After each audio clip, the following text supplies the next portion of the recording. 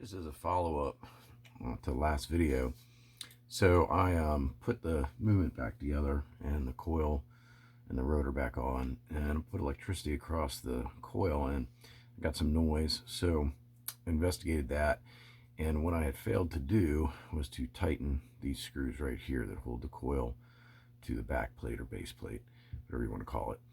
So after I did that, the noise stopped, but I did also have a kind of humming sound, and what that was coming from was this right here, the alarm set gear. And the reason why on this clock, these shafts right here, they go into the back of the Electrolarm, and the vibration from the coil was being picked up by this, causing the gear to shift and just slightly move, cause that hum. So I've taken care of that, and we'll see what happens when I put it back in the clock. If it makes noise, I might have to use a different rotor, but it looks like it's gonna be okay for now. So I'm gonna talk about the front case and the lens. So it is very interesting. The lens on these is held in this really cool way. There's like these conical shaped pieces, and they slip underneath the bezel, which hooks around the bakelite, and they look like that. It's like a cone. So they have a smaller side and a larger size, and there should be 4 of them. This clock actually didn't have all 4, but I took out a couple so we could just easily take this out and take all day. So then if you depress these gently and push down, if you get 2 of them, the whole thing should come out, and the lens is going to come with it. So now these lenses had the mirrored edge around them, and I mean, I've never seen one that's fully intact. Maybe it's out there. I've never come across one. But there is something that can be done to these to make them look a lot like the original.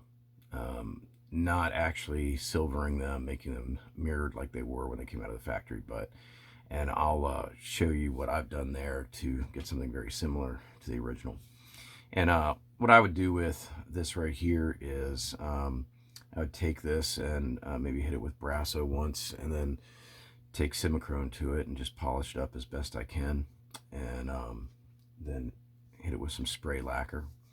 So now the case is a big deal, and there's a guy on YouTube who talks about bakelite cases. So what he recommends, and this is what I've tried and had good results with, is he says take a 000 steel wool, just lightly go over the bakelite with it. Don't press down real hard, but just go over it lightly, and then take Brasso.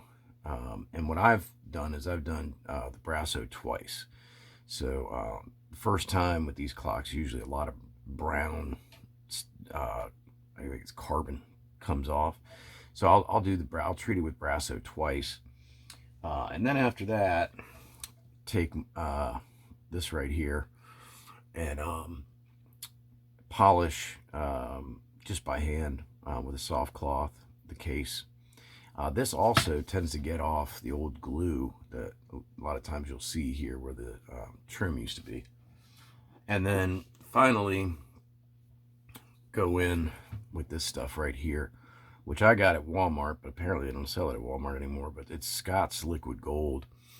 And you put a little bit of this on the case, and it really makes it shine and look nice. So this is a floor care product. So I'll talk another video about treating the lens, and also what I do about the trim, the missing trim on these.